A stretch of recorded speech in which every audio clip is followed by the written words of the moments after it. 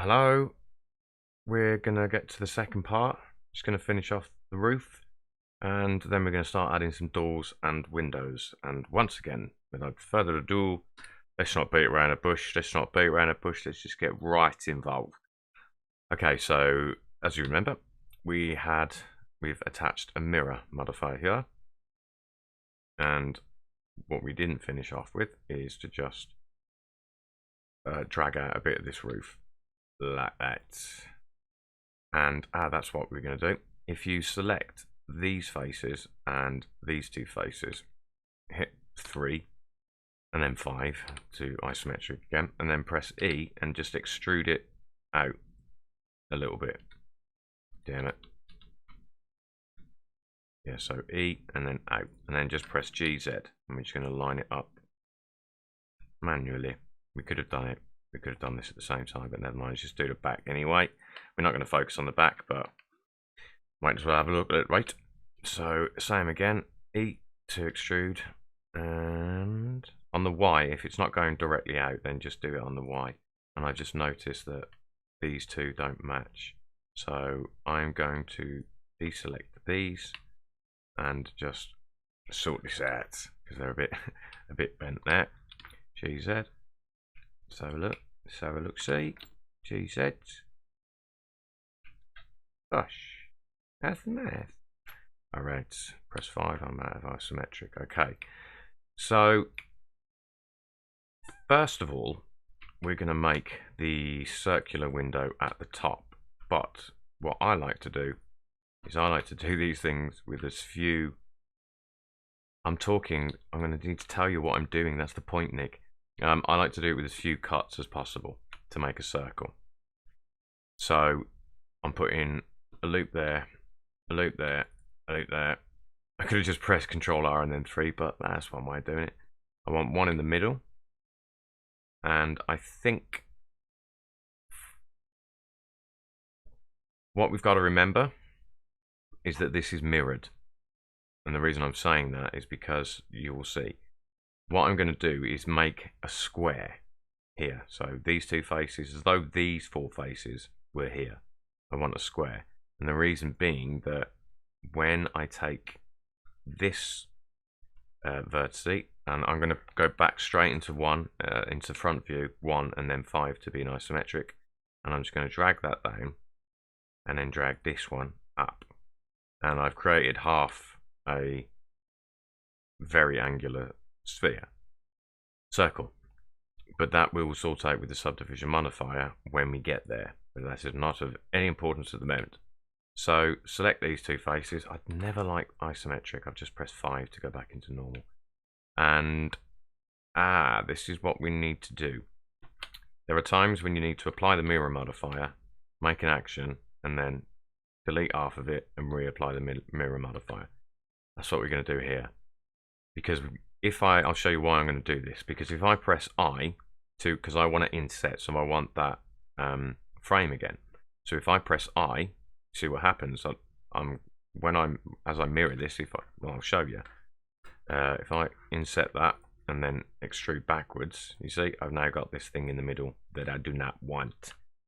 So what we're going to do, you can only apply modifiers in object mode, so you can't do it in edit mode. If I Control A over here, nothing.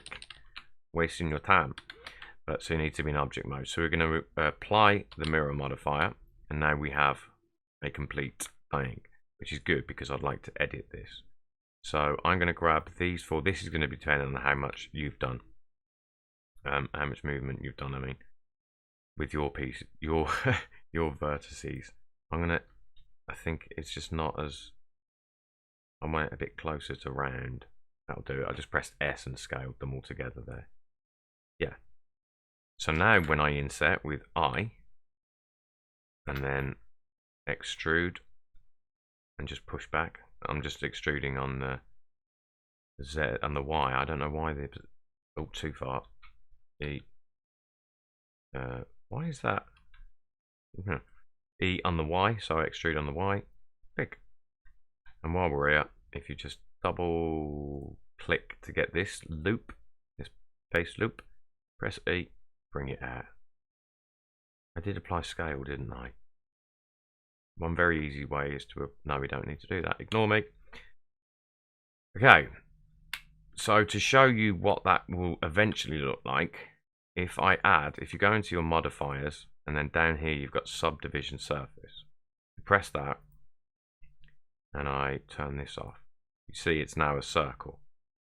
Because what the subdivision surface is doing, if I bring this back up, is this will be a bit more of an explanation than I said before. As you say, you know these are subdivisions.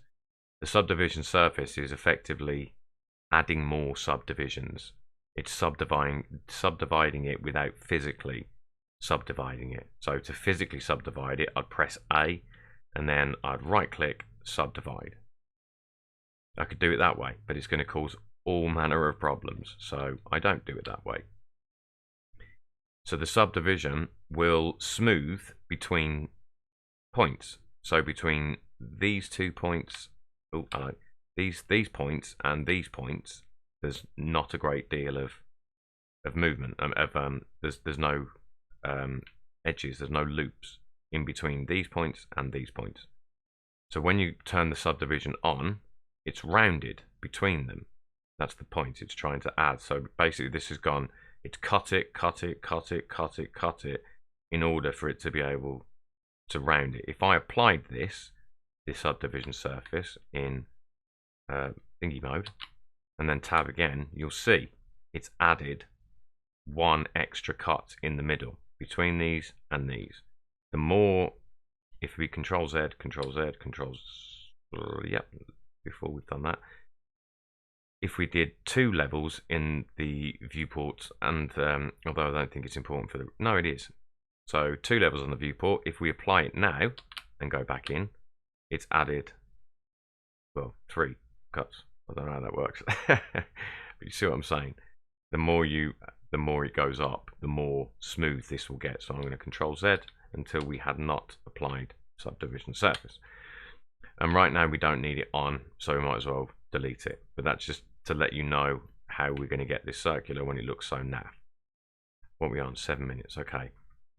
Let's do the door. So control R, whack a loop cut there. And to make it an arch, if you put a loop cut here and a loop cut here, and again I'm just left clicking and right clicking to leave it where it is, and take that middle one, bring it up on the Z. No. Grab that one and that one, press G, bring it down on the Z. And then these two, bring them also down on the Z. And I think we might need one there, a loop cut there, and a loop cut there, just to round off that a little bit. The subdiv hasn't got so much to do. Yeah, that looks lovely, that. Right, and then what you want to do is you want to grab all of these. So I just press C to grab my little grabber. And we're just going to go straight back. E, it should be going on the Y. If I press Y, it's the right way. And because we're not looking from underneath, there'll be 2 sets of faces here. We just want to select all these, press X, faces. They are unnecessary and overlapping. X, faces. As you see, we're not looking from underneath. Okay, that's 9 minutes, perfect. So we'll leave it there for now. And then when we come back, we will add a few windows and probably add some frames. And then we'll look at texturing. Okay, but there we go. That is literally, that was the default cube. It is now this. Okay, right, I'll see you in the next one. Farewell.